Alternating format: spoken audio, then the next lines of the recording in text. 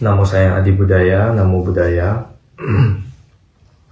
Semua makhluk hidup, khususnya manusia, memiliki kemampuan untuk membedakan antara kebahagiaan maupun penderitaan, baik dan buruk, apa yang berbahaya dan apa yang bermanfaat. Karena kemampuan untuk mengenali dan membedakan antara berbagai jenis perasaan ini, maka kita semua memiliki kesamaan dalam hal lebih menginginkan kebahagiaan dan tidak menginginkan penderitaan. Meskipun di sini kita tidak membahas kerumitan tentang asal mula bagaimana perasaan-perasaan ini berkembang, tetapi apa yang jelas dan gamblang bagi kita semua di sini adalah kita memiliki sikap menghargai dan menjunjung kebahagiaan, serta tidak menyukai pengalaman akan rasa sakit dan penderitaan. Oleh karena itu, sangat penting bagi kita untuk bisa menjalani kehidupan yang membawa keharmonisan dan kedamaian, dan yang tidak membawa gangguan maupun kekacauan. Ketika sampai pada pertanyaan tentang bagaimana bisa mencapai keharmonisan dan kebahagiaan, maka salah jika kita berpikir bahwa semua kedamaian dan kebahagiaan itu hanya berasal dari pencapaian kemakmuran materi eksternal semata. Dengan mengandalkan fasilitas materi, memang mungkin bagi kita untuk bisa meningkatkan kebahagiaan dan kesenangan fisik dalam diri kita, dan menghilangkan beberapa kesulitan fisik kita. Tetapi apa yang kita peroleh dari fasilitas materi tersebut itu terbatas, hanya pada pengalaman jasmani. Tidak seperti pada hewan atau binatang, manusia memiliki kapasitas yang luar biasa untuk berpikir, menghitung, menilai, membuat rencana jangka panjang, dan sebagainya.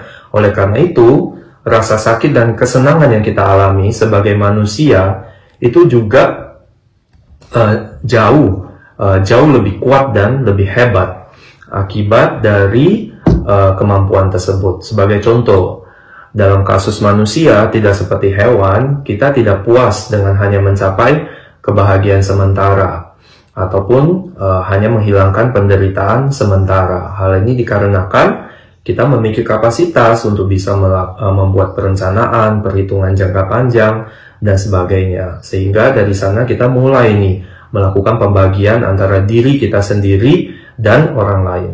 Nah, berdasarkan pembagian ini, maka terus kita membedakan antara bangsa yang berbeda, ras yang berbeda, agama yang berbeda. Kita membuat pembagian yang tak terhitung jumlahnya, dan berdasarkan hal ini kita mengembangkan banyak jenis pemikiran dan kesalahpahaman. Karena itu terkadang kita memiliki terlalu banyak harapan, dan terkadang terlalu banyak keraguan yang kadang berujung pada ketidakharmonisan. Oleh karena itu, murni berdasarkan kecerdasan dan pikiran manusia, kita mengalami banyak jenis ketidakbahagiaan. Hal ini juga diuraikan dalam sebuah naskah kuno yang berjudul Risalah 400 Bait atau Catusataka karya yang mulia Arya Dewa, di mana dikatakan bagi mereka yang memiliki status istimewa ataupun kedudukan yang istimewa, maka penderitaan mental muncul.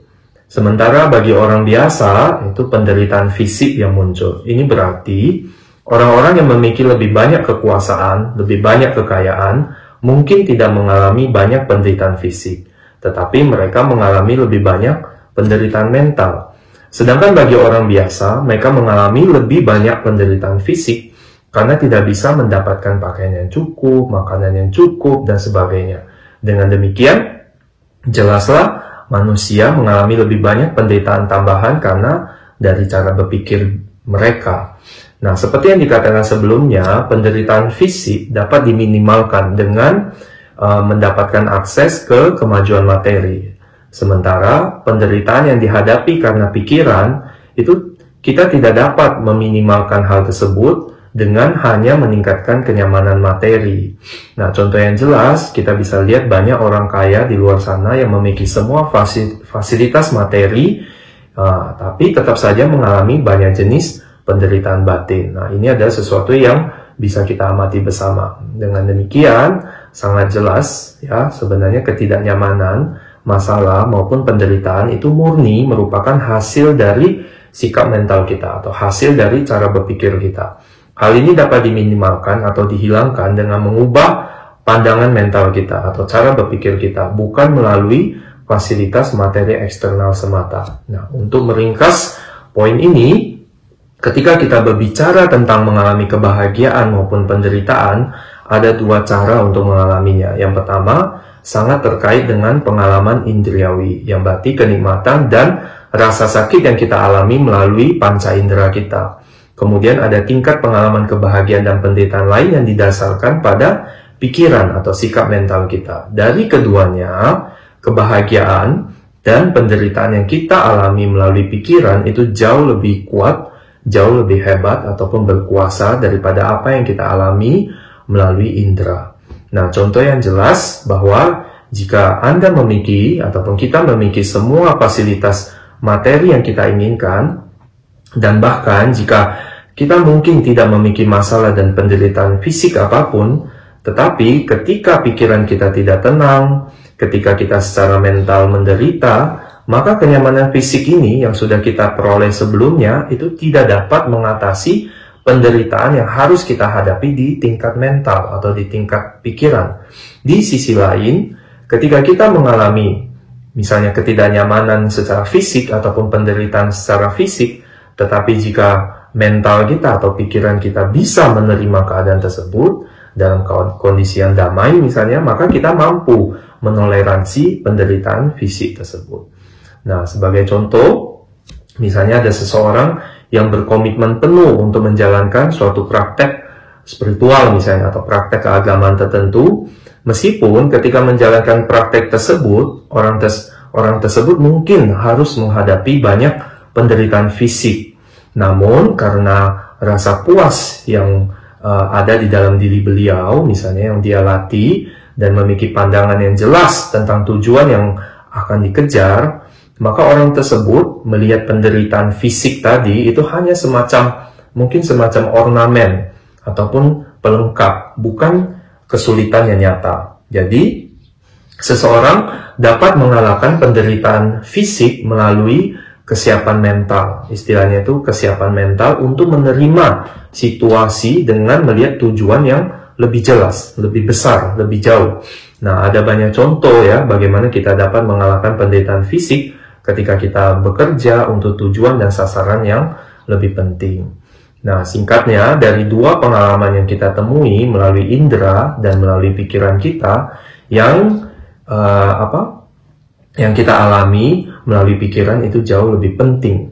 Dalam hal menangani masalah mental, seperti yang tadi dikatakan, kita dapat meminimalkan ataupun menghilangkannya dengan mengubah sikap kita ataupun cara berpikir kita. Ada sarana dan ada metode untuk bisa menghilangkan masalah mental. Maka penting untuk mengetahui, bagi kita untuk bisa mengetahui metode dan sarana yang bisa digunakan untuk meminimalkan dan menghilangkan banyak masalah mental ini.